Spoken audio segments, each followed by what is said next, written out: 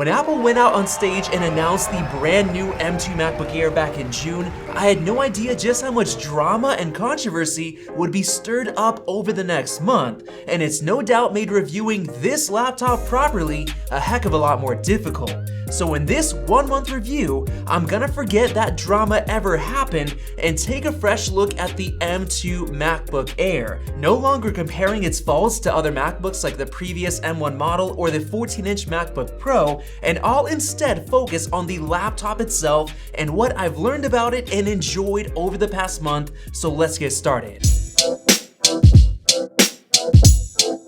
Even though it's already been 1 month since this new M2 MacBook Air has been in our office, I'm still blown away every time I pick it up because it's just so incredibly thin and light, especially if you have the display open and you're holding the bottom portion. Seriously, what Apple achieved in terms of design is absolutely incredible, being thinner than the previous MacBook Air, especially on the hinged side. And the next point that really stands out to me is the incredible display with the new modern design with those thin bezels all the way around, no longer making it feel like you're holding an old device. And the biggest benefit is that Apple finally souped up this display to match the rest of their MacBook lineup, bringing the brightness up to a pleasant 500 nits and adding support for more colors. I've gotta say, this thing feels fresh, and I absolutely love the rounded corners on the display, which makes it look and feel like a newer iPad design. And the crazy thing is that the notch at the top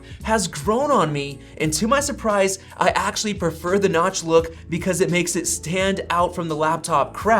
Now I know you're gonna call me crazy for even mentioning that, but the notch has subconsciously just disappeared when using it day to day. I don't even realize it's there, kinda like how everyone can technically see their nose at all times, but your mind just blocks it out for you. It's kind of the same effect on the M2 MacBook Air, especially since it only takes up the space that's used by the menu bar and disappears completely when in full screen mode. And of course, the biggest benefit of all from that notch is the 1080p webcam that not only matches the higher end 14 and 16-inch MacBook Pros, but it looks slightly better because of the updated image signal processor and other optimizations. I also like how Apple is so confident in their branding and image that they don't even need this laptop to say MacBook Air anywhere on the device, not even on the bottom. It's so iconic that you can't mistake it for any other laptop because no other company could achieve this thin design and performance combo in a laptop. Kind of like no other company can achieve the reliability and speed of our sponsor, NordVPN, which is essentially a service that encrypts your internet traffic on every major platform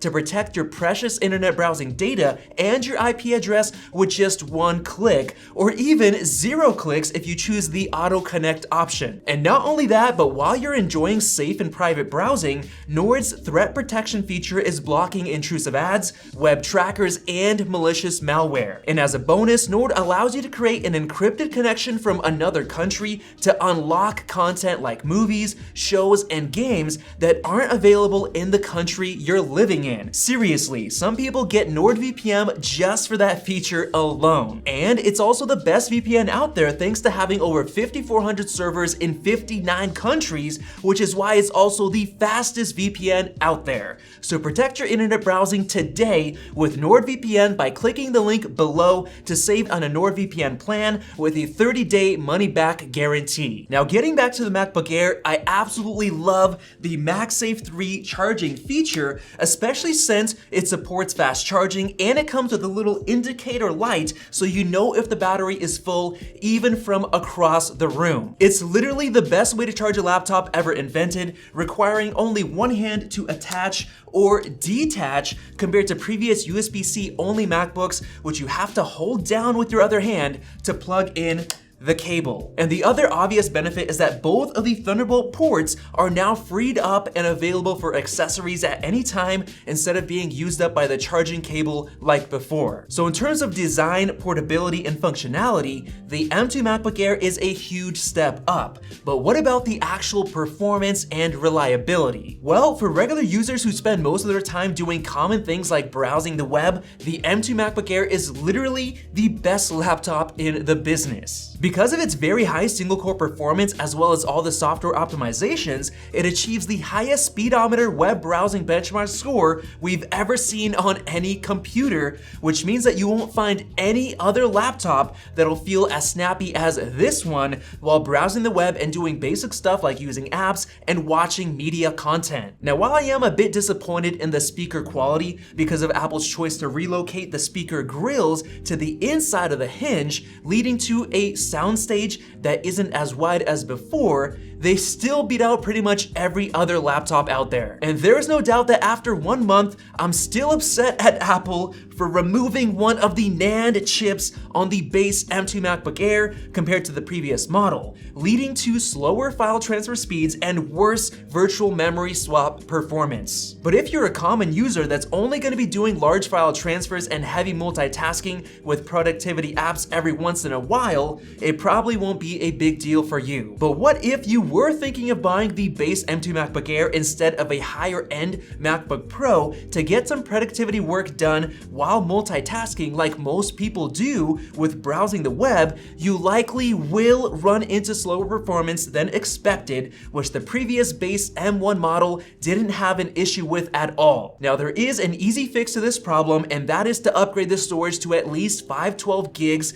which comes with 2 NAND chips, but that also means that this now becomes a $1,400 laptop in order to unlock excellent multitasking performance, and that's kind of upsetting because the M1 model was known to offer killer performance at the base $1,000 price, and you're simply not getting that value anymore with the new M2 MacBook Air. But if we assume you're a more common user that doesn't do productivity work all the time, you're likely going to be just fine unless you like to open dozens of web browsing tabs without closing them. And even though we experienced some really heavy thermal throttling of performance due to the inadequate fanless cooling system, it was only a serious issue when doing very heavy work, which most common people likely won't be doing that much of. And the nice thing is that we were able to fix those issues with a thermal pad mod, which we showed off in a video for only $15, greatly improving the performance. And we even took it a step further by adding a laptop cooling stand, which took those gains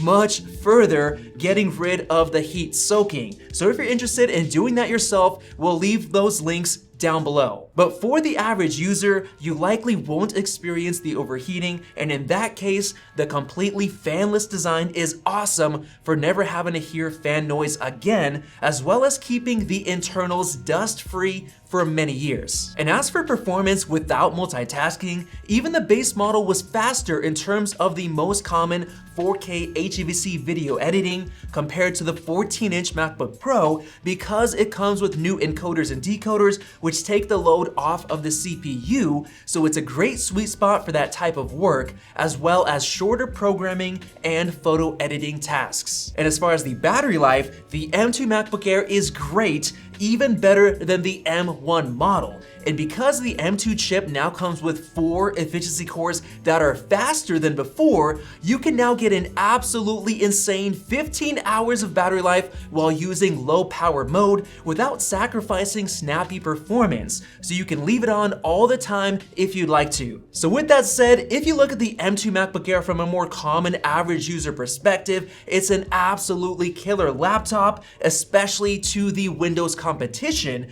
with my biggest gripe being the increased price while getting downgraded SSD performance. But if you can look past that, I would definitely recommend the M2 Air, especially for those who care more about getting a modern and fresh MacBook for years to come compared to saving a few $100s and getting the older M1 MacBook Air design, which you can find for as little as $850 on Amazon. And if you disagree with my take on all of this, let me know down in the comments section below. But if you enjoyed this 1-month review of the M2 MacBook Air, click the circle button to subscribe for more videos like this one. Thanks for watching, and we'll see you in the next video.